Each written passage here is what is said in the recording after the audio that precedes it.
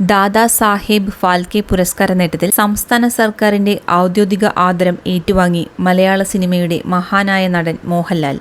മലയാളം വാനോളം ലാൽ സലാം എന്ന പേരിൽ സംഘടിപ്പിച്ച ചടങ്ങ് മുഖ്യമന്ത്രി പിണറായി വിജയൻ ഉദ്ഘാടനം ചെയ്തു. മലയാളികളുടെ അഭിമാന നിമിഷമാണിത് എന്ന് മുഖ്യമന്ത്രിയുടെ പ്രസംഗത്തിൽ ആവർത്തിച്ചു. മലയാള സിനിമയുടെ ചരിത്രത്തിലെ സ്വർണ്ണ പേജ് തന്നെയാണ് മോഹൻലാൽ സ്വന്തമാക്കിയിരിക്കുന്ന ഈ നേട്ടമെന്നും അദ്ദേഹം വ്യക്തമാക്കി.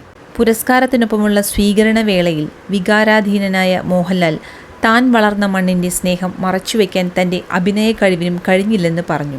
ജീവിതത്തിലും കരിയറിലും ഉയർച്ചകളും താഴ്ചകളും നേരിട്ടിട്ടുണ്ട്.